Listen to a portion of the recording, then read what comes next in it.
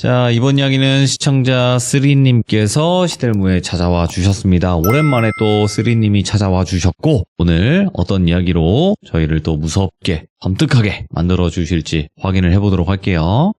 안녕하세요, 놀비님. 아이고, 이게 누굽니까, 쓰리님? 오랜만에 또 찾아뵙게 되었습니다. 아, 쓰리님도 사실상 조금 잊을만 할 때쯤 오시는 것 같아요. 예, 저도 어쩌다 보니까 이렇게 간헐적으로 예, 찾아뵙고 있는데.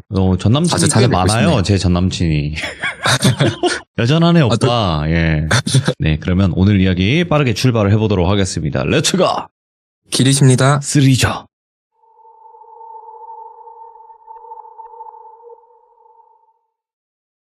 오늘 사연의 주인공을 혁준이라는 가명으로 지칭할게요. 예. 저와 비슷한 또래의 남성이었고, 저랑은 한두 살 정도 나이 차이가 나는데, 저랑 형 동생이 아니라 친구로 지냈던 사이여서 편의상 이 혁준이를 제 친구로 편하게 호칭하겠습니다. 오늘 들려드릴 사연 같은 경우에는 대략 한 2010년대? 그 어느쯤에 이 혁준이한테 한 4, 5년 동안 벌어졌던 이야기예요. 우선 제가 이 친구를 처음 만났던 때가 제가 고3 19살 때였어요.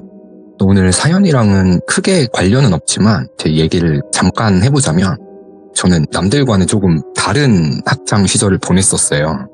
예전 시참 때도 한번 말씀드렸었는데 어릴 때 해외에 잠시 머물렀었고 한국에서 중고등학교를 잘 다니다가 고등학교 때 다시 유학을 가려고 자퇴를 했었어요. 아, 예. 뭐 사고를 쳤거나 그런 건 전혀 아니고 저는 되게 모범생이었거든요.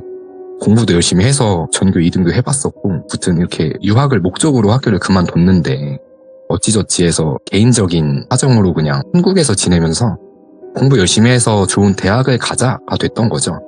그러다 보니까 수험생 시절에 저는 친구들처럼 학교를 안 가고 대신에 재수생 형 누나들이랑 같이 재수학원에 다니게 됐어요. 그래서 그 학원에서 처음 이 혁준이를 만나게 됐던 거죠. 또 당시 혁준이는 학원에서 친구들이랑 잘 어울리지 않고 혼자 조용히 다니는 친구였는데 그 외모 느낌이 약간 배우 송중기님을 많이 빼닮았었어요.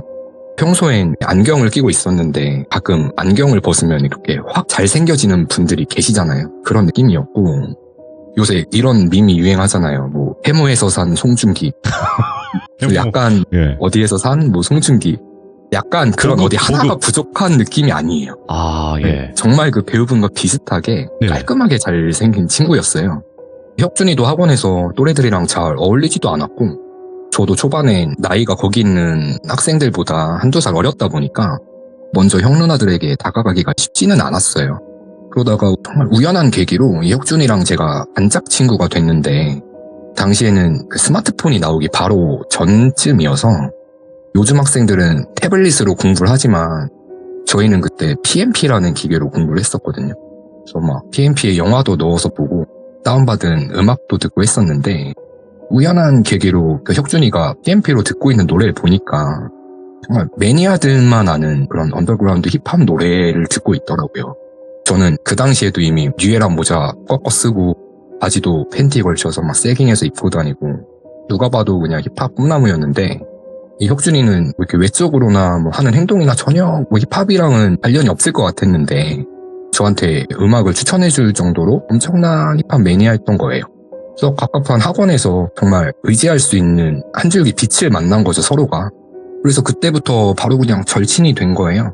서로에 대해서 뭐 사사로운 살아온 환경이나 뭐 이런 것들도 금방 알게 됐고 저희가 처음 만났던 그 해에는 혁준이한테 아무런 일이 없었어요. 이 친구가 여태 귀신 같은 걸 본 경험도 없었고 어떤 기이한 일이 없었거든요, 인생에 있어서. 그런데 같이 공부하던 그 해에 이건 현실 공포인데 저랑 혁준이 둘 다 원하는 대학 진학에는 실패를 했어요. 그래서 자연스럽게 수험생 기간이 자동으로 1년도 연장이 돼서 다음 해에도 저희 둘 다 수능 지옥에서 벗어나지 못하고 갇혀버리게 된 거죠. 당시 저는 이 학원을 짧게 몇 달 정도만 다녔던 거여서 네.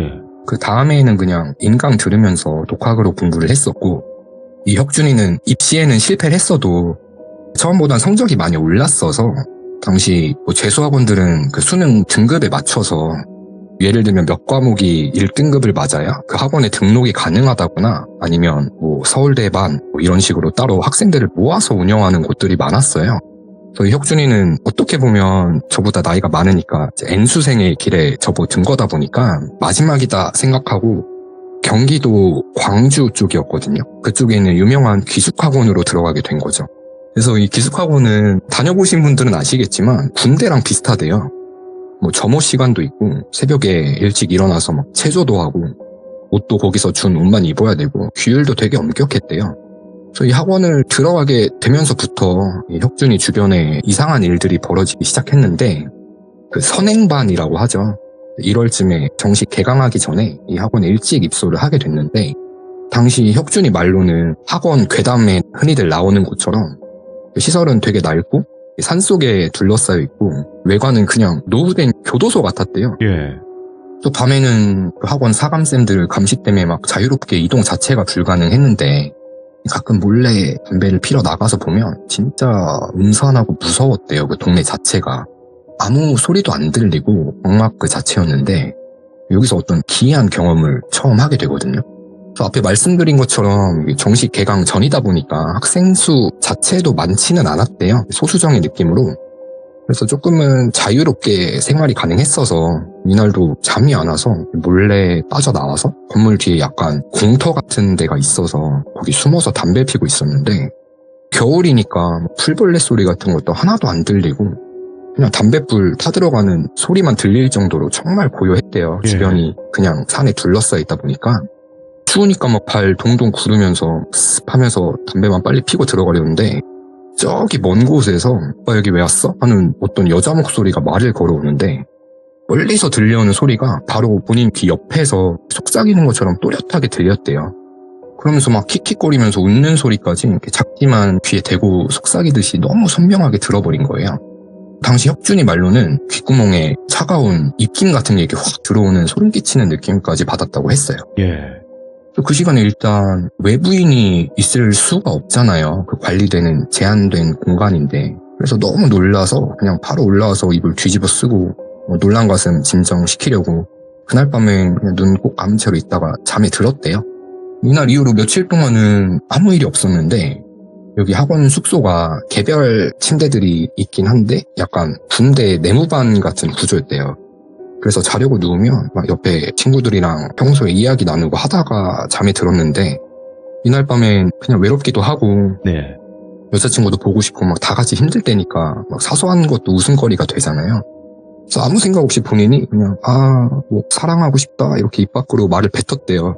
그러니까 자려고 누운 친구들도 그냥 방 전체가 웃음이 빵 터져버린 거예요. 막 깔깔거리는 소란스러운 와중에 네. 며칠 전에 들었던 그 여자 목소리로 나랑 해 하는 음성이 그 웃음소리들 사이에 섞여서 저기 멀리서 들리는 것 같으면서도 바로 귀 옆에서 속삭이는 듯한 소리로 들린 거죠. 그래서 여기까지는 뭐 스트레스 받고 피곤해서 그런가 보다 할 수 있는데 이날 이후로부터 생전 처음 겪는 가위 현상에 매일 밤 눌리게 됐대요. 그래서 가위에 눌릴 때면 매번 그 여자 목소리가 들렸대요. 막 어느 날은 오빠 내가 오빠를 찾아온 게 아니라 오빠가 날 먼저 찾아온 거야. 오빠 내가 오빠를 찾아온 게 아니라 오빠가 날 먼저 찾아온 거야. 막 이 말을 귀에다 대고 수백 번을 반복한 적도 있었고 매일 밤 시달리다 보니까 공부에도 집중 능력이 떨어지잖아요. 피곤하니까. 그래서 막 점점 더 예민해지고 스트레스 때문에 일상에서도 이렇게 화가 날 정도로 지장이 생겼대요. 그런데 자려고만 누우면 매번 가위에 눌리니까 처음엔 대꾸를 안 하다가 어느 순간부터 그 여자 목소리가 말을 걸어오면 머릿속으로 쌍욕을 했대요. 막 심한 욕을 하니까 어느 날은 이 여자 목소리가 이 봐라? 내가 오빠 해주니까 진짜 지가 오빠인 줄 아네? 이러더니 갑자기 누가 손바닥으로 자기 몸을 아래에서부터 누르면서 예? 네발 짐승이 몸 위를 걷는 것처럼 이렇게 막 밟으면서 올라오더니 누워있는 본인 얼굴 위에 떡 하고 처음 모습을 나타냈대요. 이 그림처럼 한 사람 3-4명 정도 얼굴들이 눈, 코, 입들이 뒤섞여서 막 소용돌이처럼 돌아가고 있는 이런 기괴한 형상을 마주한 거예요. 그래서 이 얼굴을 본인 얼굴 앞에 들이밀고서는 갑자기 그 젊은 여자 목소리가 붉은 남자의 저음 목소리로 천천히 변하더래요. 그래서 목소리가 점점 남자 목소리로 굵어지면서 넌 그냥 재미나 보면 된다고 내가 주는 거 그냥 받아먹기나 하라고 이런 이야기들을 하면서 사라졌고 그 이후로도 지속적으로 말을 걸어왔대요. 가위에 눌릴 때마다. 예. 그래서 이때부터 오늘 사연들이 본격적으로 시작이 되는데 그해 한 4월쯤에 이 혁준이한테 연락이 왔었어요. 기숙학원에서 나왔다고.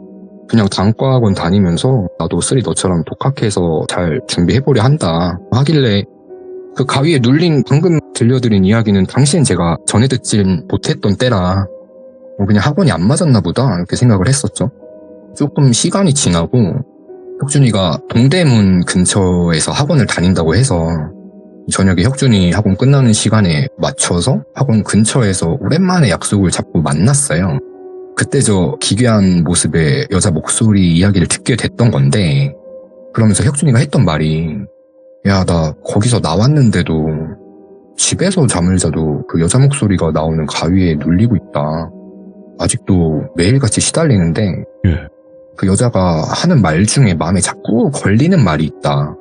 그게 뭐냐 물어보니까 그 여자가 넌 사는 게 재밌냐? 재밌지? 가질 수 있을 때 다 가져봐. 어차피 그거 내가 다 다시 가져갈 거야. 이랬다는 거예요. 저도 당시에 이 말을 듣고 소름이 돋았던 기억이 있는데 그러면서 혁준이가 자꾸 모르는 사람이 갑자기 나타나서 자기한테 뭘 주고 간대요.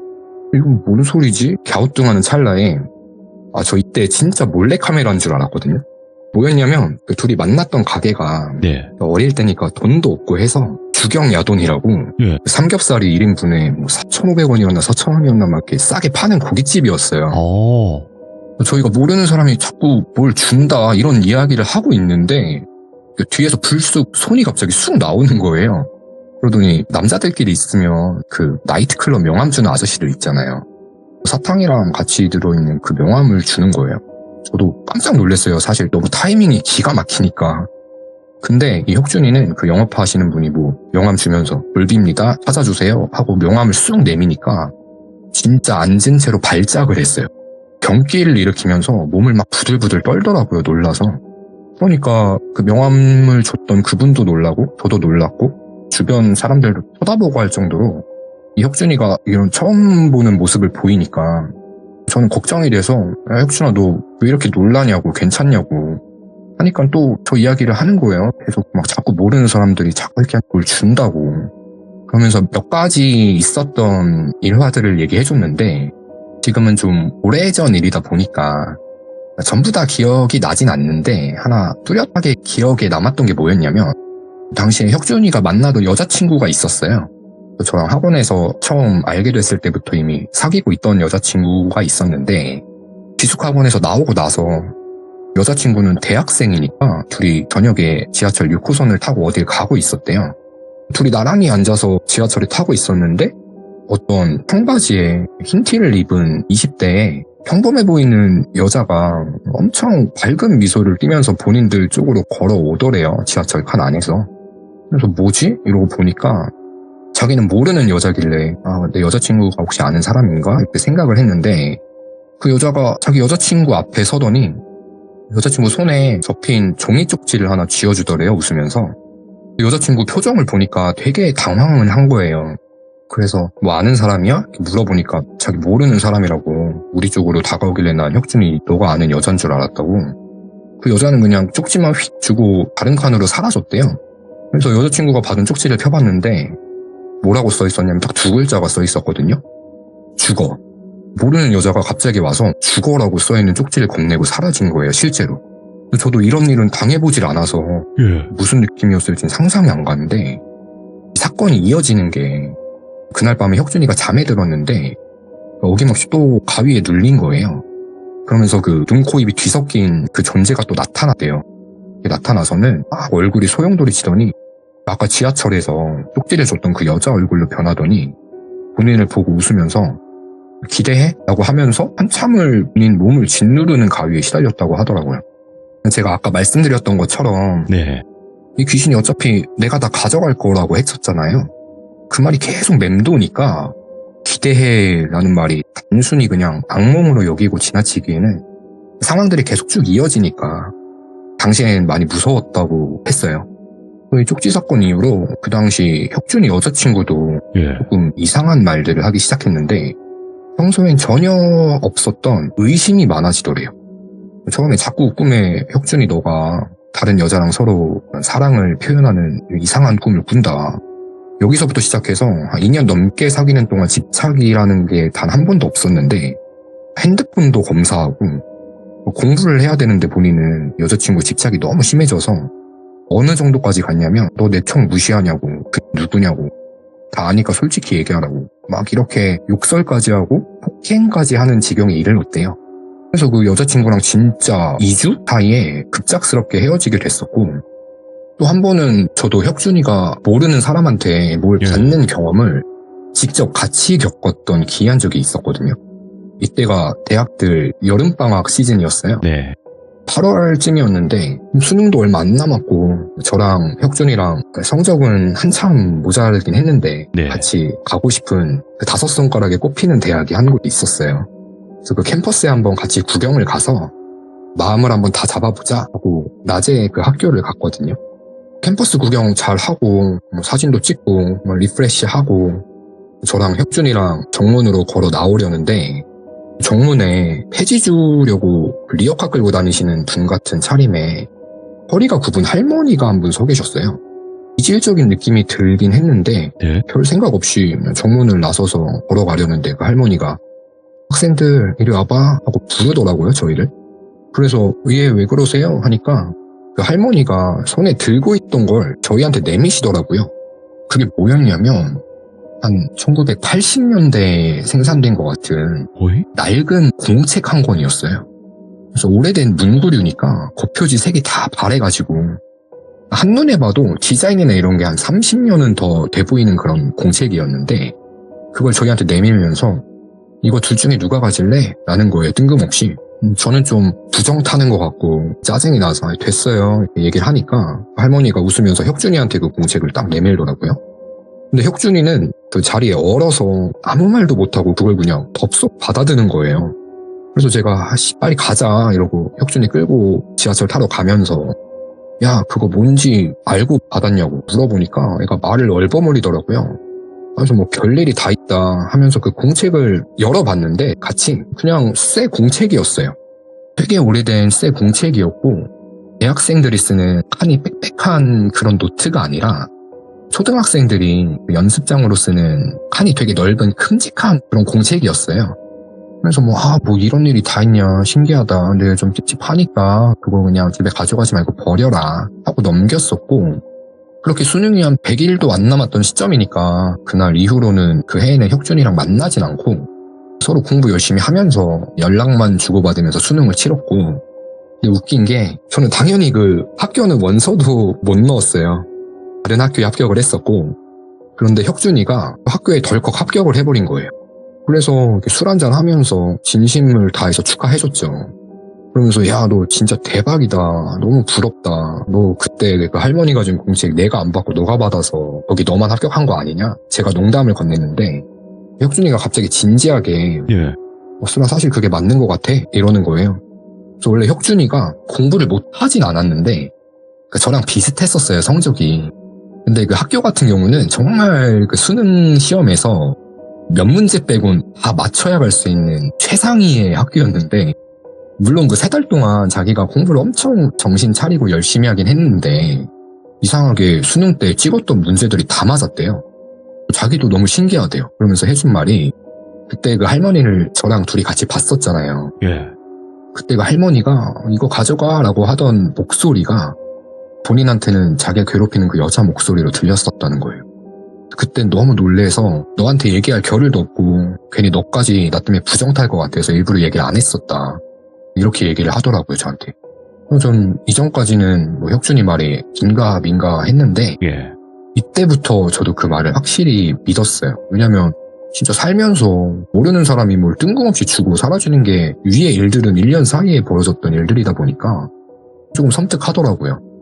그리고 나서 각자 이제 새내기가 됐으니까 바쁘게 지내면서 연락은 자주 했었고 종종 만났어요 혁준이랑 둘이. 그때마다 저도 물어봤죠. 요새도 그 여자 형체를 보냐 물어보니까 가끔씩 잊을만 하면 나타난대요. 가위 눌릴 때만 보이는 게 아니라 현실에서도 헛것처럼 그 얼굴이 다른 사람한테 겹쳐서 보이거나 호. 다른 사람으로 나타날 때는 그 여자 목소리로 들린 적이 몇 번 있었대요. 그때 할머니처럼. 지금부터는 1년, 2년 후의 이야기예요. 그래서 당시에 혁준이가 잠깐 알바로 어느 학원에서 그 강사님의 조교로 일을 했었는데 한 번은 어떤 처음 보는 그 교복 입은 고등학생 여자애가 갑자기 오더니 뜬금없이 혹시 쌤 뭐 땡땡 무슨 노래 아세요? 이렇게 물어보더래요. 그래서 아니 모르겠는데? 이랬더니 휙 뒤돌아가면서 그것도 모르냐 병이 이러고 그냥 가버렸대요. 그래서 화가 나서 그 학생을 찾으려고 봤는데 방금 전에 막 봤던 학생인데도 누군지를 모르겠더래요. 그래서 같은 교복 입은 학생들 무리가 많아서 그런지 얼굴이 도저히 기억이 안 났대요. 그리고 그날 밤에 잠에 들자마자 가위에 눌렸는데 매번 괴롭히는 여자 목소리가 아까는 기억이 안 나던 그 여학생 얼굴을 하고 나타났대요. 그러더니 막 어떤 노래를 반복해서 계속 부르는데 그 가사가 세상에 다시 태어나 뭐 사랑이 찾아오며 뭐 이런 처음 들어보는 노래 구절을 계속 반복을 해서 부르길래 그래서 잠에서 깨고 그걸 기억해놨다가 검색을 해본 거예요. 근데 진짜 그 가사를 가진 노래가 있어요. 그리고 그 여자가 불렀던 멜로디까지 똑같은 노래가 있는 거예요. 근데 그 노래는 혁준이가 당시에 알고 있을 수가 없었던 1980년도에 발매된 예전 노래였거든요. 저도 처음 들어봤었는데 1980년 노래인데 장은숙이라는 가수분의 사랑이라는 노래였대요. 장은숙 가수님의 사랑? 네, 사랑. 네. 그래서 이런 경험도 있었고 또 한 번은 당시에 혁준이네 집이 원래 조금 여유가 있는 중상층 가정이긴 했었는데 갑자기 아버지 사업이 한순간에 대박이 나서 좀 큰 돈을 하루아침에 버셨대요. 네. 그래서 20대 초반에 혁준이도 새 차를 하나 아버지로부터 선물 받은 거예요. 그래서 한참 막 드라이브 여행 가는 거에 맞들릴 때라 충남 보령으로 쭈꾸미 먹으려고 친구들 2명 태우고 가다가 휴게소에 잠깐 들렸었대요. 근데 진짜 딱 휴게소에 내리자마자 어떤 아저씨가 불쑥 앞에 나타나더니 자기 차의 뒷 휀다 쪽에 막 수건을 비비면서 이런 분들이 있대요. 원래 휴게소마다. 그 스크래치 이런 거 난 곳에 막 컴파운드 같은 걸 하는 사람들이 있대요. 직접 시연하는 걸 보여주면서. 그러니까 혁준이가 아저씨 이거 새 차인데 뭐 하시는 거냐고 그만하시라고 정중하게 말씀을 드리니까 학생 이거 하나만 사줘요 이러면서 뜬금없이 영업을 하길래 그냥 뭔가에 홀린 사람처럼 그걸 3만 원인가 주고 그냥 샀대요. 기분 좋게 여행 가려고. 그랬더니 그 아저씨가 다른 제품들 몇 개 더 챙겨주면서 이거 꼭 필요할 거라고 나중에 쓰라고 감사합니다 하고 웃으면서 휙 돌아서는 찰나에 그 아저씨 옆모습에서 자기 괴롭히는 그 눈, 코, 입이 뒤섞인 얼굴이 또렷하게 보였대요. 그래서 안 되겠다. 여행을 가면 안 되나? 사고가 날까봐. 근데 이제 거의 다 목적지에 뭐 반 이상 왔던 상태다 보니까 친구들도 그냥 야 뭔 소리야 이래서 막 그냥 어쩔 수 없이 운전을 엄청 조심해서 남은 목적지까지 갔는데 가는 도중에 그 가는 길이 꼬불꼬불한 그 1차선 산길이었대요. 근데 비가 온 것도 아니고 해도 쨍쨍했는데 달리다가 주행 중에 차량 왼쪽 앞바퀴가 그냥 빠져버렸어요. 주행 중에. 바퀴가 빠지면서 차가 돌면서 진짜 그 뒷 휀다가 박살이 난 거예요. 아까 그 아저씨가 수건으로 닦고 있던 그 휀다 쪽이 박살이 났는데 다행히 타고 있던 친구들이나 혁준이는 크게 다치진 않았었대요. 뭐 이런 기이한 일도 겪었었고 아마 지금 말씀드릴 게 마지막 사건이 될 것 같은데 네네. 이 사건은 좀 많이 무거워요. 이 일이 있고 나서부터 저랑 혁준이랑 그 연락이 끊겼었거든요. 그래서 혁준이가 재학 중이던 학과가 흔히들 말하는 그 사자가 들어가는 전문직들 있잖아요. 그중 하나와 관련된 학과였어요. 그래서 학교를 다니면서 같은 과를 다니는 또 새로운 여자친구도 생겨서 꽤 오래 둘이 만나고 있었는데 제가 혁준이한테 직접적으로 여자친구랑 둘 사이의 관계에 대해서 전해들은 적은 없었어도 저랑 겹치는 친구들이 몇 명 있어서 주변에서 들어보게 되면 둘이 되게 사이도 좋고 잘 어울리는 한 쌍이었어요. 근데 잘 만나다가 전문직이 되기 위한 과정이 있는데 대략 말씀드리면 그 시험을 몇 단계 치러야 하는데 혁준이는 그 시험을 통과했고 여자친구는 시험에 떨어졌었대요. 이것도 원인 중에 하나가 됐던 것 같은데 그 여자친구분이 학교 동아리실에서 떠나가셨어요. 그러면서 유서를 남겼는데 약간 혁준이에 대한 열등감과 질투, 원망 같은 내용들이 적혀 있었고 넌 평생 후회할 거야. 나 없이 잘 사나 보자. 같은 내용들이 혁준이를 대상으로 유서를 쓰고 학교 동아리실에서 그런 비극적인 일이 벌어진 거죠. 근데 이 당시가 제가 알기로는 혁준이가 가장 많이 심하게 그 존재한테 시달리던 때였거든요. 제가 아마 혁준이었어도 그 악한 존재가 또 내 소중한 걸 뺏어갔구나. 충분히 이런 생각이 들었을 것 같아요. 이 사건이 워낙 충격적이긴 하잖아요. 듣기만 해도. 그런데 어디 뉴스 한 줄로라도 나오지 않았어요. 당시에는. 네. 학교에서 되게 쉬쉬했던 사건인 것 같은데 저는 혁준이의 개인적인 입장에서만 이 이야기를 전달드리는 거니까 듣는 분들께서도 오해는 없으셨으면 합니다. 아무튼 이때 저도 여러 차례 혁준이랑 연락을 했는데 많이 힘들어 했었죠. 그러다가 어느 날 뭐 어떠한 트러블도 없이 예. 자연스럽게 멀어진 게 아니라 혁준이로부터 일방적으로 연락이 뚝 끊겼어요. 그래서 뭐 제 카톡을 차단하거나 한 건 아닌데 전화나 연락 자체가 닿지를 않더라고요. 그래서 저도 아쉽긴 했지만 제 삶의 일부분이잖아요. 대인관계라는 거는. 네네. 그래서 뭐 다른 소중한 친구들도 당시에 뭐 주위에 많이 있었고 그래서 자연스레 제가 군대도 다녀오고 음악 활동도 하고 대학원도 가고 했다 보니까 혁준이랑 연락이 끊긴 채로 지낸 지가 벌써 7년 정도가 된 것 같거든요. 꽤 지났네요, 그래도. 예, 그래서 정말 친했던 한때 제일 친했던 단짝이었다 보니까 가끔 카톡 친구 정리하면서 이렇게 몇 년 만에 그 친구 카톡 프로필을 봤던 적이 있는데 예. 한때 웨딩 사진이 올라와 있었던 때가 있었어요. 그래서 뭐 벌써 빠르게 결혼까지 해서 잘 살고 있나 보다. 다행이다. 속으로 생각만 했던 기억이 있는데 비교적 최근에 제가 이 혁준이와 겹치는 지인을 정말 오랜만에 일 때문에 마주친 적이 있었어요. 그래서 오랜만에 생각이 나서 혁준이는 어떻게 잘 지내냐 물어보니까 그 지인이 저한테 해준 말이 몇 년 전에 죽었대요. 스스로 생을 마감했다고. 어이구, 예. 이렇게 이야기를 해주더라고요. 너무 충격이었죠. 사유까지 물어보진 않았는데 대략 듣기로는 집안 상황이 갑자기 악화되기도 했고 주변에 뭐 사람 문제도 좀 있었나 봐요. 뭐 개인적으로 힘든 일이 있었겠죠. 네. 그래서 너무 안타깝고 저는 좋은 곳으로 갔기를 바랄 수밖에 없죠. 그렇죠. 이 친구의 명복을 빌면서 저도 제 인생에 대해서 한번 돌아보게 됐던 경험이 있었고 이 이야기를 들려드려도 될까 말까 고민을 하다가 예. 저도 이 친구를 이제 마음에서 좋은 곳으로 떠나보내고 싶어서 용기를 내서 한번 사연을 전달드려 봤고요. 근데 대체 제가 좀 궁금증 의문이 드는 게 네. 왜 그 기숙학원 때부터 이런 게 따라 붙었던 건지 모르겠고 그러니까요. 그리고 주변에 약간 소중한 것들을 앗아갔다라고 봐도 무방할 사건들이 무수히 많이 벌어졌었잖아요. 그렇죠. 제가 알고 지내던 기간 동안만 해도 저는 들려줬던 그 말들 중에 이게 너무 마음에 걸리는 거예요.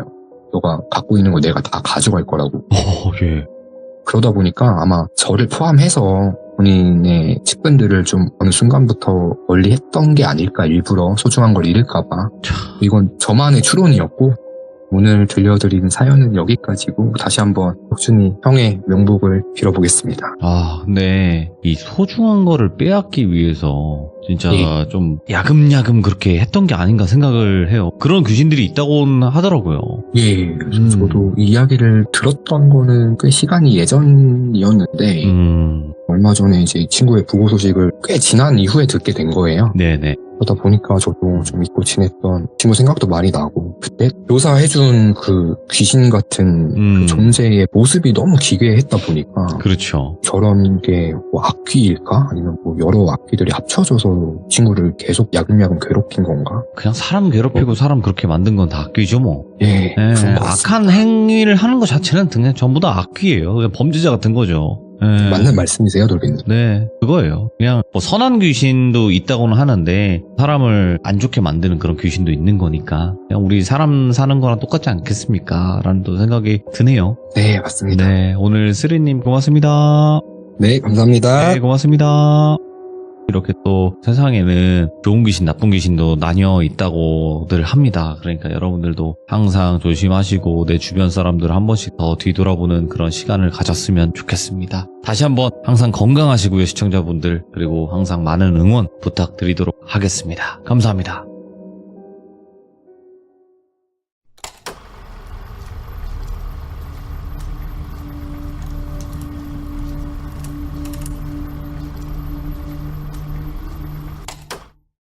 자, 이번 이야기는 시청자 쓰리님께서 오랜만에 시들무에 방문을 해주셨고요. 오늘 쓰리님께서 들려주실 이야기는 옴니버스 형식으로 진행이 되겠지만 어떤 이야기일지 같이 한번 바로 모셔보도록 하겠습니다. 안녕하세요, 돌비님. 쓰리님. 오랜만에 찾아뵙습니다. 아, 굉장히 오랜만이네요. 예, 한 2달 만에 또 뵙게 된 것 같아요. 그동안 또 많이 바쁘시기도 하고 오늘 또 준비하신 이야기들이 한 2가지 정도 되는 것 같습니다, 보니까. 예, 맞습니다. 네, 근데 첫 번째 이야기부터는 장마철에 좀 어울릴 이야기인 것 같아요, 보니까. 예, 맞습니다, 돌비님. 알겠습니다. 그러면 오랜만에 찾아오신 쓰리님의 이야기 바로 출발을 해보도록 하겠습니다. 렛츠고! 길이십니다. 쓰리예요.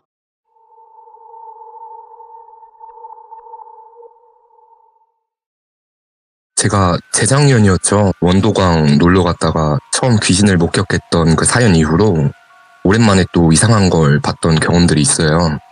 작년 장마철이랑 지난달에 제가 직접 겪었던 짧은 경험담들을 모아서 한번 들려드려 볼게요. 되게 짧은 사연들이라 하나의 에피소드로 참여할 만큼의 분량이 안 나올 것 같기도 했었고 그 당시에는 안 좋은 기운이 붙을까봐 그동안 말씀을 못 드렸었는데 제가 작년 장마 시즌에 헛것을 되게 자주 봤었어요. 자주 목격했다기보다는 유독 비가 오는 날에만 어떤 한 여자를 계속 마주쳤었거든요. 예? 그래서 이건 제 친구들은 다 아는 이야기인데 특히 돌비님 발매하신 그 자연인 노래 보컬로 참여한 단골버스 멤버 중에 준원님 있잖아요. 알죠. 잘 알죠. 예, 그 준원이랑 저랑도 예전부터 가까운 친구 사이다 보니까 네. 요새도 자주 만나곤 하는데 특히 그 친구랑 만날 때마다 유독 이 여자를 자주 마주쳤었어요. 어이구, 만나면 안 되겠다. 예. 작년 장마철에 약간 안 좋은 기운이 들어온 건지 아니면 뭐 살짝 귀문이 열렸던 건지는 모르겠는데 제가 이 여자를 처음 마주쳤던 때가 그러니까 하늘에 구멍이 뚫린 것처럼 비가 막 무섭게 퍼붓고 쾅 하고 천둥까지 치던 날 새벽 1시쯤에 어느 모텔 앞 편의점에서 처음 마주쳤었어요. 그날은 제가 준원이랑 밤늦게까지 동네에서 이야기를 나누다가 새벽에 운전을 해서 집으로 가는 길이었거든요. 저희 집 앞에 큰 사거리가 있고 그 사거리 오른쪽에 되게 큰 모텔이 3개가 나란히 붙어 있어요.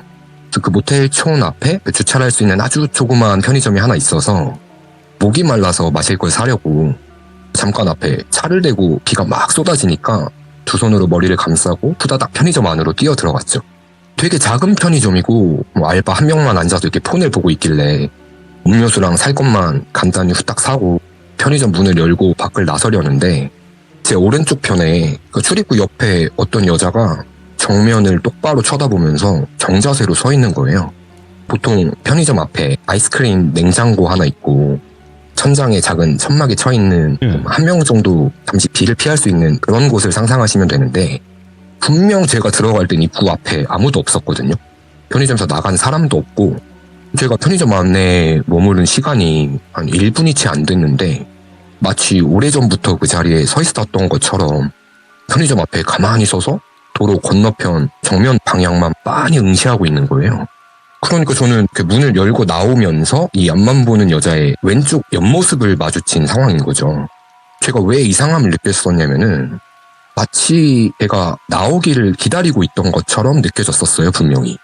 근데 시선은 저를 쳐다보질 않아요. 고개를 돌려서 저를 힐끗 본다거나 뭐 눈길 한 번을 안 주고 계속 정면만 응시하고 서 있는 거예요, 그냥 가만히. 그 여자 생김새가 어땠냐면 20대 후반 정도 젊은 여자였고 키는 한 170 정도 큰 키에 긴 생머리에 되게 창백한 피부였는데 이 여자의 차림새에서 제가 되게 이질감을 느꼈거든요. 그 안녕 프란체스카 아시죠? 한여름에 그 프란체스카 같은 검정색 긴팔에 긴 레이스 달린 드레스를 입고 막 폭우가 내리는 새벽에 편의점 앞에 덩그러니 서 있던 건데 지금 생각해보면 동네에서 입고 다닐 만한 일상복이 아닌 거예요. 옛날 그 박지윤 가수님 그 성인식 그 무대 의상처럼 허벅지부터 다리 옆란이 다 뚫려있는 그런 드레스를 입고 절 기다리고 있으니까 무섭잖아요. 이건 귀신이든 사람이든 뭐든 그냥 무서운 상황인 거예요. 설명이 길었는데 제가 말씀드린 지금 이 여자를 마주친 상황은 실제로는 30초도 채 안 됐었어요. 짧은 순간에 문을 열고 나오면서 이 여자를 마주친 건데 저는 바로 제 차로 가려고 비가 너무 많이 쏟아지니까 다시 두 손을 머리 위로 감싸고 바로 뛰어가려던 찰나에 이 여자가 갑자기 저한테 말을 걸어요. 근데 저랑 아이 컨택을 하고 말을 거는 게 아니라 본인 정면만 응시하면서 옆에 서 있던 저한테 말을 거는 거죠. 돌비님 그 한숨인데 답답해서 내쉬는 한숨이 아니라 되게 개운한 상쾌한 한숨 아세요? 뭐 이러면서 뭐. 예. 되게 상쾌한 그 공기를 머금은 것 마냥 오. 막 이렇게 한숨을 내쉬면서 제가 이 목소리를 잊을 수가 없는 게 살면서 이렇게 나긋하고 상냥하고 매력적인 여성의 목소리는 처음 들어봤던 것 같아요. 그 여자가 저한테 날씨가 너무 좋죠? 기분이 너무 좋네요. 기분이 너무 좋아요. 기분이 지금 너무 좋아요. 지금 천둥이 치고 비바람이 불고 있는데 저한테 이렇게 말을 거는 거예요. 되게 행복한 미소를 머금은 그 입꼬리가 지금도 선명히 떠오르는데 분명 그때 제가 홀렸던 거겠죠. 그 순간에 이거 그린라이트인가? 뭐 이런 만남을 운명이라고 하나? 나 이 여자랑 사귀고 싶다. 뭐 이런 이상한 생각이 들더라고요. 그래서 저도 뭐에 홀린 것 마냥 그러게요, 날씨가 너무 좋네요 라고 이야기를 건네려던 찰나에 정신이 이렇게 번쩍하고 들어서 그냥 그 여자를 못 본 척 무시를 했어요. 아무것도 못 보고 아무것도 못 들은 것처럼 그냥 제 차로 뛰어와서 시동부터 걸고 일부러 한 길로 한 바퀴 뺑 돌려서 다른 쪽으로 해서 집으로 막 도망치듯 돌아왔었거든요. 제가 그때 뭘 봤었냐면 이 여자가 한 손에 검정색 우산 같은 걸 쥐고 있었어요. 한 손에 딱 잡히는 그 3단 우산 같은 거 있잖아요. 저는 그게 우산인 줄 알았는데 이 여자 말에 대답을 하려고 쳐다보면서 손에 든 걸 보니까 그게 우산이 아니라 검은 실인데 거의 채찍 굵기에 밧줄만한 돌돌 말린 검은 실뭉텅이 같은 걸 들고 있었어요. 너무 기괴해서 도망치듯 집에 도착해서 방금 내가 경험한 게 이게 실제 있던 일인가? 몇 분 사이에 뭐에 홀린 듯이 기이한 경험을 했다 보니까 너무 무섭더라고요. 차림새가 기괴하다 보니까 혹시 뭐 유흥가에서 일하는 여자였나? 생각해봐도 그 근방에 노래방이나 뭐 그런 것도 없는 그냥 숙박시설만 있는 곳이고 말이 안 되는 게 비가 그렇게 쏟아졌는데 머리나 옷이나 불에 한 방울도 젖지를 않았어요, 비에. 또 마치 비가 그 여자만 피해서 내린 것처럼 되게 상쾌하고 황백한데 뽀송뽀송하고 분명히 그런 이질적인 모습을 하고 있었거든요. 이때는 근데 귀신이라기보다는 그냥 정신이 이상하거나 기묘한 사람이겠거니 하고 넘겼거든요. 그런데 이날 이후로 제가 비가 오는 날이면 이 여자를 말도 안 되는 곳에서 여러 번 마주쳤어요. 이 일이 있고 한 일주일 후였나? 이날도 제가 그 잠골버스 준원이랑 또 어디 타 지역에 갔다가 제 차로 같이 귀가를 하는 길이었어요. 이날도 비가 막 엄청 쏟아지는 늦은 저녁이었고 제가 초행길인 곳이라 길이 낯설긴 했는데 내비가 그런 적이 한 번도 없었는데 계속 빠져야 되거나 갈라지는 구간에서 그거 아시죠? 뭐 경로를 이탈하여 재탐색합니다. 이게 뜨면서 원래 안내하던 길이 아닌 다른 쪽으로 자꾸 급하게 경로를 변경하게끔 만드는 거예요. 그러다 보니까 도착 시간이 거의 한 30분이 더 늘어나더라고요. 예. 원래 가던 길로만 쭉 갔으면 전혀 문제가 없던 건데 먼 길로 뺑 돌아가게끔 안내를 하길래 왜 이러지 하면서 제가 짜증이 난 상태로 운전을 하고 있었는데 거기가 왕복 8차선 도로였어요. 제가 1차로에서 멈춰 있다가 좌회전 신호를 받고 좌회전을 하면서 오른쪽 조수석 쪽 사이드 미러를 보는데 예. 지금도 소름이 돋는데 정면에 반대쪽 차선이 아니라 그 차선이 존재하지 않는 대각선 방향에서 처음에는 작은 점처럼 보였거든요, 사이드 미러에. 예? 근데 한 1초 사이에 뭐가 웽 하면서 제 눈앞을 가득 채우는데 거의 시속 200km 정도 속도로 오토바이가 제 차로 돌진해 오는 게 보이는 거예요. 그래서 전 웽 하면서 그 돌진해 오는 소리도 분명히 들었었고 뭐야 하면서 조수석 창문을 보는데 그 여자 있죠? 그 여자랑 똑같은 그 검은 드레스 복장을 한 사람이 다리 옆 라인이 찢어진 옷을 입고 있으니까 오토바이를 타고 있으니까 두 다리가 훤히 보이죠. 다리가 하얘요. 그래서 피부가 흰 게 아니라 하얀 어떤 긴 머리의 형체가 막 머리가 산발이 돼서 그 데스노트의 사신 류크 아세요? 그 류크 같은 표정으로 오토바이를 타고 제 차 조수석 쪽으로 웽 하고 그냥 돌진해 오는 거예요. 그래서 이게 진짜 찰나의 순간인데 막 슬로우모션처럼 그 형체가 천천히 줌인이 되는 것처럼 느껴졌거든요. 그때 진짜 나 죽는다 이 생각까지 했어요. 그러니까 막 빗길에 그 핸들 옆으로 틀면서 끼익 하면서 그 도로 한가운데 겨우 차를 멈춰 세웠었거든요. 다행히 주변에 다른 차들이 없어서 사고가 나거나 어디 들이받지는 않았어요. 정말 다행인데 결론적으로는 제가 헛걸 본 거예요. 좌회전을 하던 찰나에. 그러니까 그 옆에 앉아서 핸드폰 보고 있던 준호이도 놀라서 막 소리 지르고 진짜 큰 사고로 이어질 뻔했었거든요. 그래서 제가 준호이한테 야, 너 못 봤냐고 지금 옆에서 오토바이가 웽 하면서 막 총알처럼 달려오길래 나 부딪힐 뻔했다. 그런데 얘는 소리도 못 듣고 아무것도 못 본 거예요. 저만 그 편의점에서 봤던 그 여자였던 걸 보고 들은 건데 이날 이후로도 제가 비가 올 때면 그 여자를 자꾸 봤어요. 그래서 이어서 계속 말씀드릴 건데 미리 말씀드리면 그때도 그랬지만 지금 생각해보면 그 여자 얼굴이 전혀 기억이 안 나요. 분명 마주쳤을 때 같은 여자가 맞다는 건 인지를 했는데 아무리 그 얼굴을 떠올려 보려고 해도 그 여자 얼굴이 기억이 안 나요. 제가 그 여자를 특정할 수 있는 이유는 그냥 항상 같은 복장이었어요. 긴 머리에 다리 양옆에 찢어진 드레스. 와, 진짜 이런 사고가 날 뻔할 정도로 헛것을 본 적은 살면서 처음이었거든요.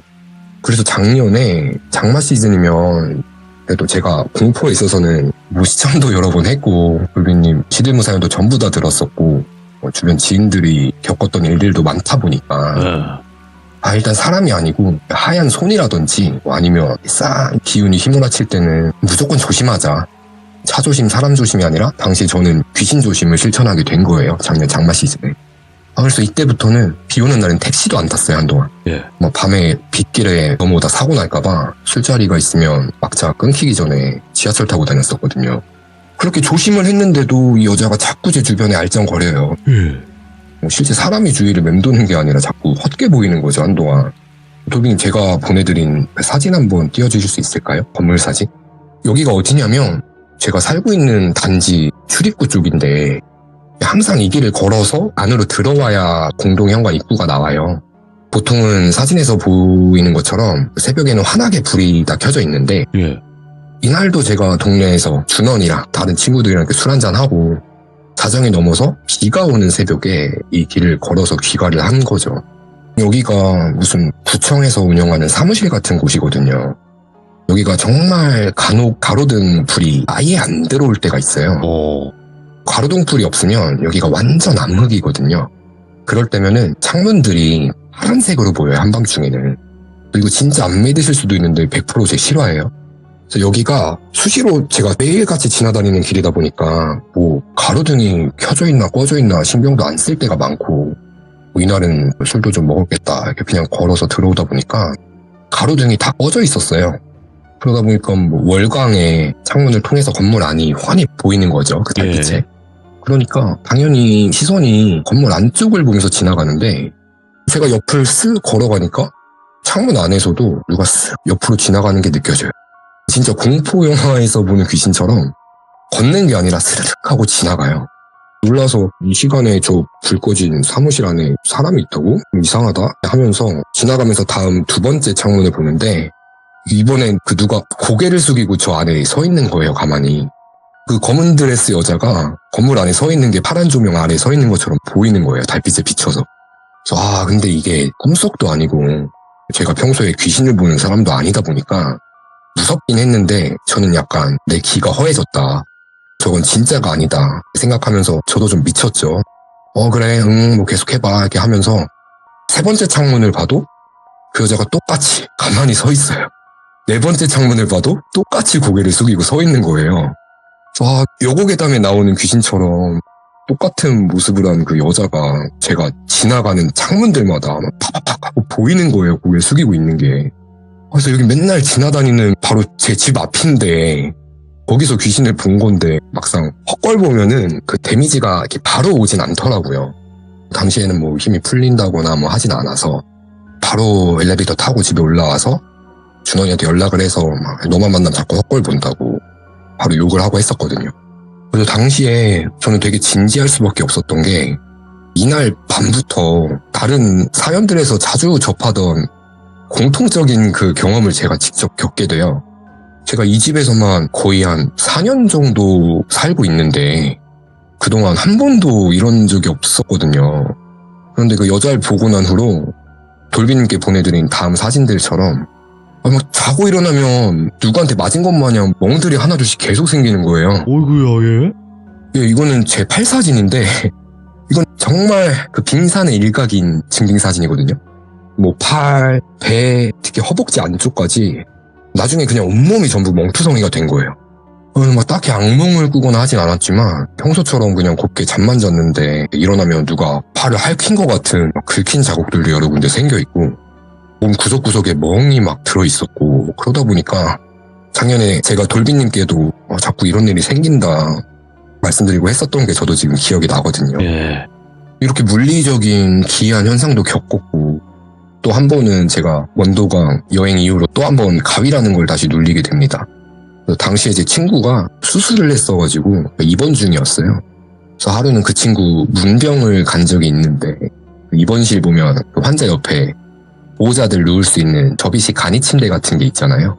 그래서 이때가 밤이 아니라 낮이었고 원래는 친구랑 밖에 산책을 가려 했는데 이날도 비가 왔어요. 그래서 친구는 혼자 병원 안에서 몇 바퀴 돌고 오겠다고 나가 있었고 저는 잠깐 허리만 피려고 점심도 먹었겠다 나른하잖아요. 그래서 간이 침대에 누웠다가 대낮에 병원에서 가위에 눌린 거예요. 갑자기 주위가 엄청 소란스러워요.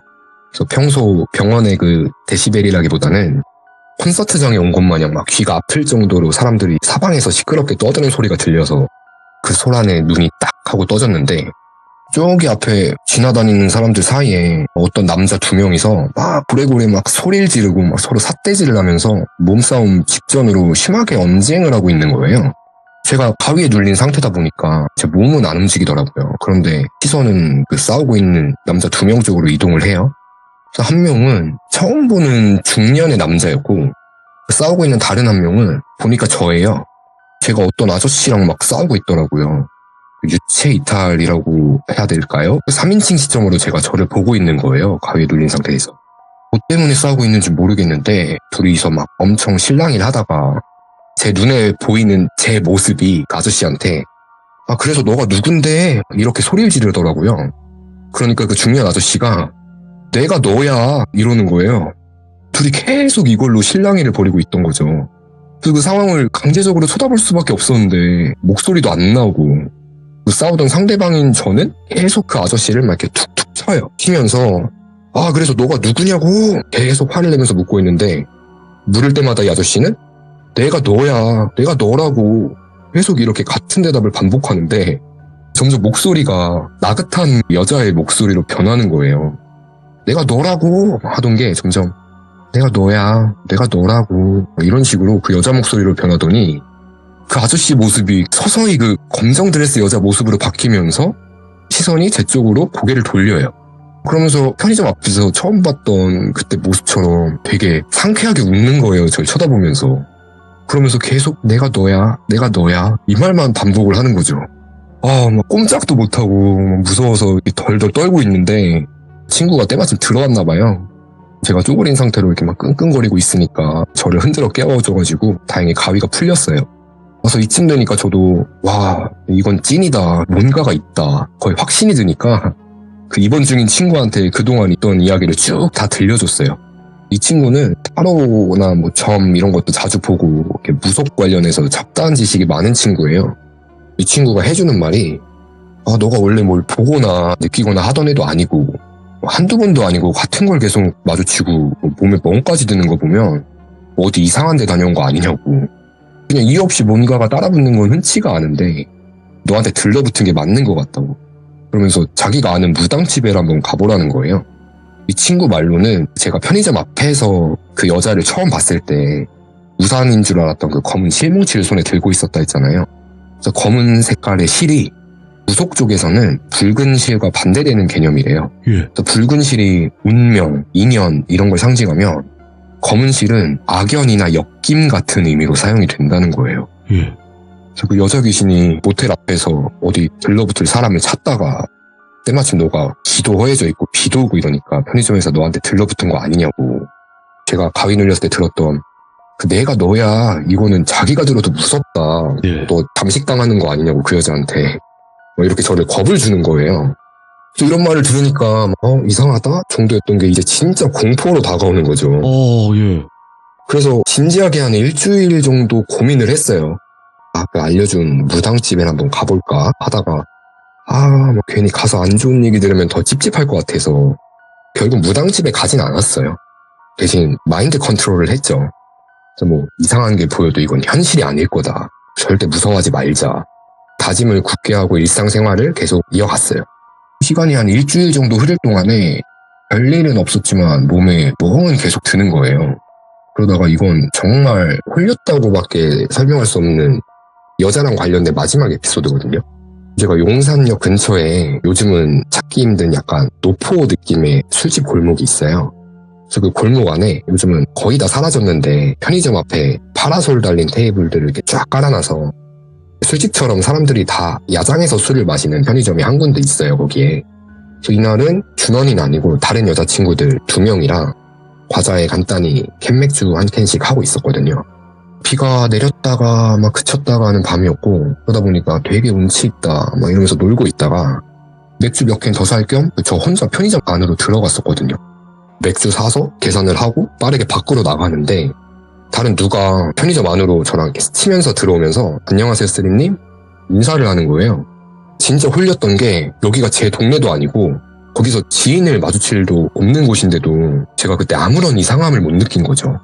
돌비님 정도의 유명인 분들은 길을 가면 사람들이 다 알아보잖아요. 아니요, 예. 저는 그렇진 않아요. 1년에 한두 명 정도 저를 알아보고 먼저 인사를 해주실까 말까인데 제가 편의점을 나간 찰나에 누가 저한테 안녕하세요 남궁어슬님도 아니고 제 본명을 부르면서 인사를 하면서 안으로 들어온 거죠.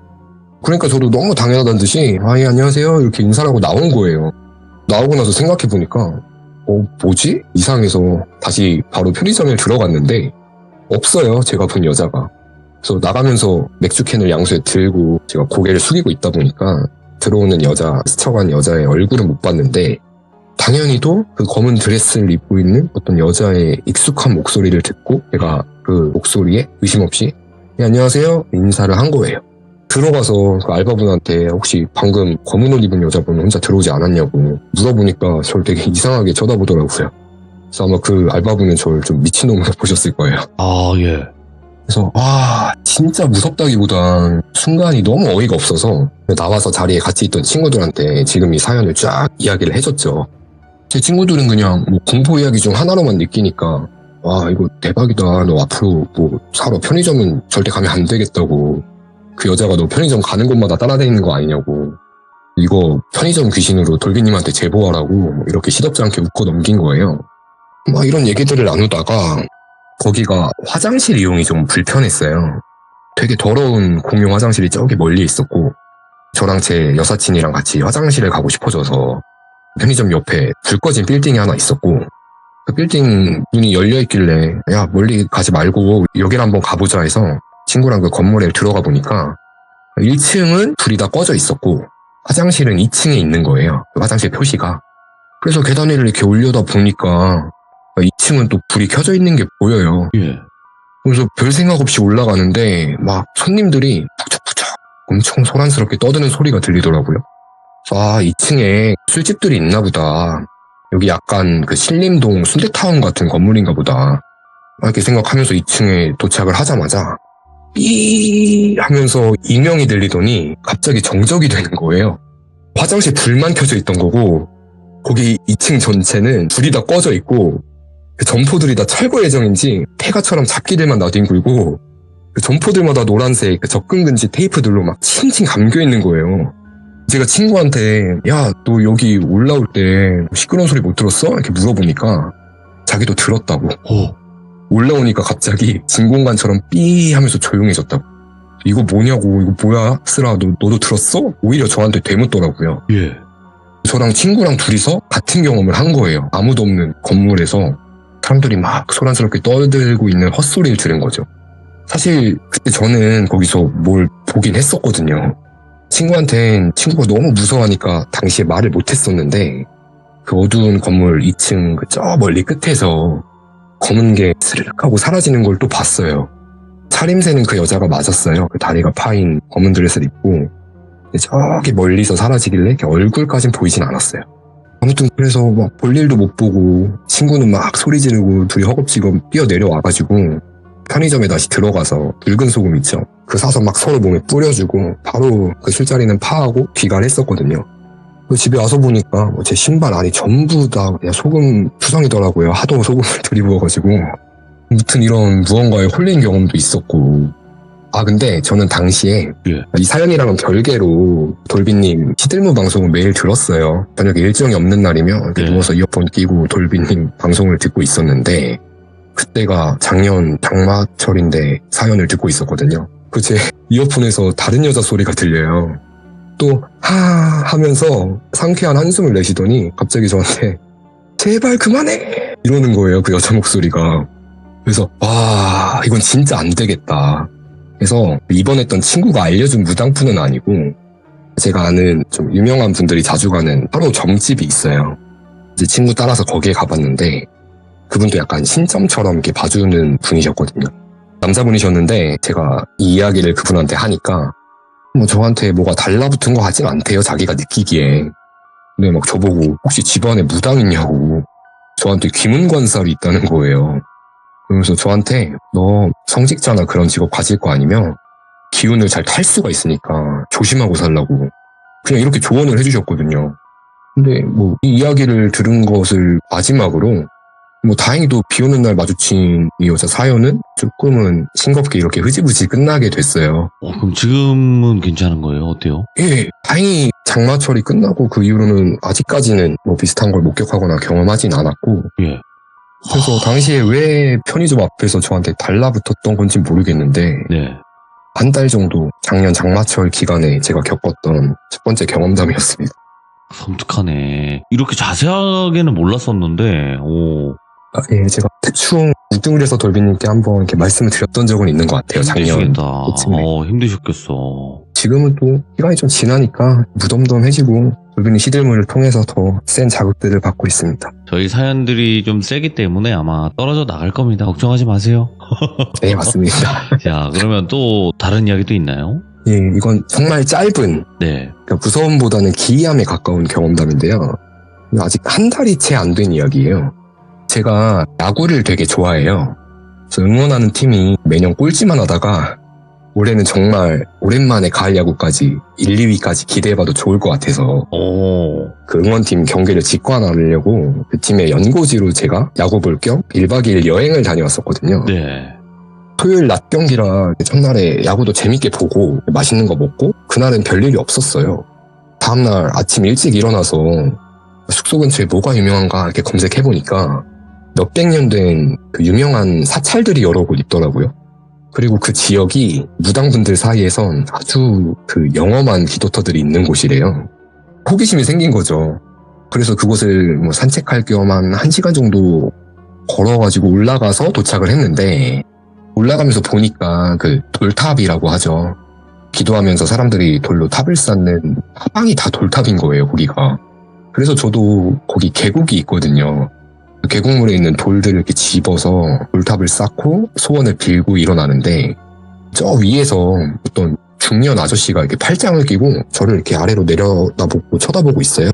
그래서 여기 계곡에 있는 돌로 이렇게 돌탑을 쌓으면 안 되는 건가 싶어가지고 전 잘 모르니까 그냥 자리를 피했죠. 조금 더 올라가다가 그 야외에 커피를 파는 곳이 있어서 네. 야외 테이블에 앉아서 커피 한잔 하면서 쉬고 있었는데 아까 그 팔짱을 끼고 저를 쳐다보던 아저씨가 그 길 위에서 내려오는 게 보여요. 예. 아까 나랑 같은 데 있던 아저씨인데 나는 지금 올라가고 있는데 저 아저씨는 위에서 내려오고 있으니까 이상하잖아요. 제가 먼저 말을 걸었어요. 아저씨가 아까 저 뵌 거 같은데 어떻게 벌써 올라오셨다가 내려가시냐고. 이렇게 물어보니까 그냥 웃어요.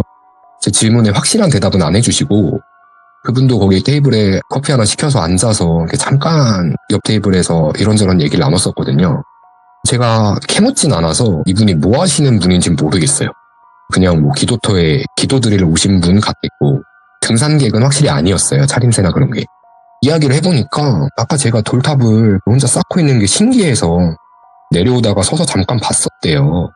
그러면서 그분이 저한테 했던 말들 중에 기억에 남는 건 저한테 자꾸 북쪽이 보인대요.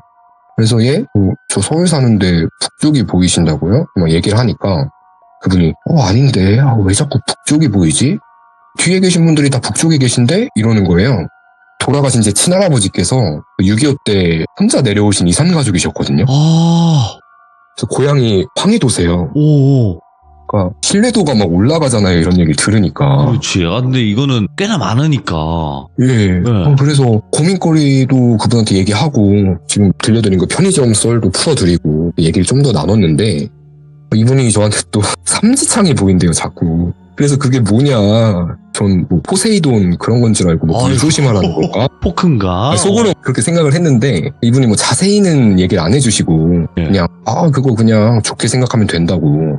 너 나중에 40대 되면은 돈을 쓸어 담을 건데 오, 그 삼지창이 마세라티 같대요. 마세라티. 마세라티 탈 거라고. 이탈리아, 예. 예, 뭐 그런 얘기 들으니까 기분은 좋더라고요. 어, 그러면서 그분이 저기 무슨 위에 땡땡 암을 지나면 사찰이 하나 있는데 예. 저보고 자네는 불공을 드리면 참 좋을 것 같다는 거예요. 온 김에 꼭 그 사찰에 들려서 부처님께 공양을 드리고 가라. 이 얘기를 하길래 예, 알겠습니다. 뭐 아저씨 건강하세요. 뭐 이렇게 인사하고 일어나서 그분이 말한 사찰로 갔죠. 한 15분, 20분 더 걸어갔던 것 같아요. 이때 살면서 제가 절에 처음 가본 거예요. 막상 가니까 뭐 마음도 편안해지고 자연과 하나가 된 듯한 되게 좋은 느낌이 들기도 하면서도 그 몇백 년 된 고대 사찰의 그 영험한 기운이 저를 압도하는 거죠. 그래서 그 절 안에 막 스님들께서 제가 뭐 TV로 보던 것처럼 이렇게 목탁 두드리면서 뭐 경전 같은 걸 읽고 계셨고 뒤에 신자분들이 강석을 깔고 쫙 앉아 계셨어요. 그래서 문이 다 열려 있어서 개방된 상태였고 그 신자분들은 한 5분 계셨던 것 같은데 저도 뒤로 조용히 가서 그 왼쪽에 입구가 있길래 그 왼쪽 문턱에 신발을 벗고 절 안으로 들어갔어요. 들어가면서 이렇게 방석 하나를 짚고 그 다른 신자분들 계시는 뒤쪽으로 부처님이 제 대각선으로 보이는 그 왼쪽 방향의 자리를 잡고 부처님 상이 있는 그 오른쪽 방향을 향해서 절을 하는데 제 상체는 오른쪽을 보고 절을 하는데 예? 누가 옆에서 저를 막 발로 차는 것처럼 제 무릎 방향이 왼쪽으로 틀어지면서 부처님이 계신 방향이 아니라 엉뚱한 왼쪽 방향을 향해서 절을 하게 되는 거예요. 삼배라고 해서 그 부처님께는 절을 3번 드리는 걸로 알고 있는데 3번을 똑같이 다 그러는 거예요. 저는 분명 오른쪽을 보고 절을 드리는데 왼쪽 엉뚱한 방향으로 제 하체가 틀어져요. 마지막 3번째는 그래서 절을 드리다가 어지럽지도 않은데 몸이 또 틀어지길래 절을 하다 멈췄거든요. 뭐지? 이렇게 이상하긴 했지만 진심을 다해서 마음속으로 기도를 올리고 다시 들어온 왼쪽 방향으로 나가려는데 그때가 뭐였냐면 알고 보니까 천도제를 지내는 중이었던 거예요. 제가 절을 하던 그 왼쪽 방향에 향이 피워져 있고 처음 본 어떤 아저씨 영정사진이 있는 거예요. 제사상이 있어요, 거기에. 이게 뭔지는 모르겠어요. 근데 결과적으로 저는 살면서 처음 절에 갔다가 모르는 분의 천도제에 껴서 그분을 향해서 저를 2번 반 드리고 나왔던 거죠. 그 아저씨는 아니죠? 제가 봤던 그분은 아니었어요. 그죠? 그 사람은 그냥 아니고. 사람인 거죠? 예, 그분은 진짜 뭐 무속인인지 직업은 모르겠지만 그분은 진짜 사람이셨고. 아무도 믿을 수가 없어, 산에서. 예. 예. 저는 지금도 그 영정사진 속 처음 본 그 낯선 아저씨 얼굴이 잊혀지지가 않습니다. 지난달에 이 경험을 했던 게 좀 인상에 깊었어서 이 사연도 한번 들려드려봤습니다. 좋은 것만 기억하세요. 마세라티만. 마세라티다. 이 좋은 기억하겠습니다. 것만 기억하시면 될 것 같습니다. 알겠습니다, 돌비님. 자, 오늘 쓰리님께서 2가지 이야기를 들려주셨는데 너무 무서웠고, 첫 번째 이야기는. 그 2번째 이야기는 진짜 말씀해주신 대로 기묘하네요. 네, 너무 기묘한데. 좋은 것만 그 안에서 기억만 하시면 될 것 같습니다. 아시겠죠? 네, 그렇게 하겠습니다, 돌비님. 네, 항상 파이팅 하시고 언제든지 쓰리님은 저희들이 기다리고 있을 테니 찾아와 주시기 바라겠습니다. 감사합니다. 네, 감사합니다. 네. 자, 쓰리님께서 말씀하신 장마철이 되면 보이는 그 여자 정말 섬뜩하죠. 제발 보이지 않고 들리지 않길 바라는 마음뿐입니다. 시청해주신 모든 분들 비 오는 날은 항상 귀신이 자주 보이기 마련입니다. 조심하시길 바랄게요. 감사합니다.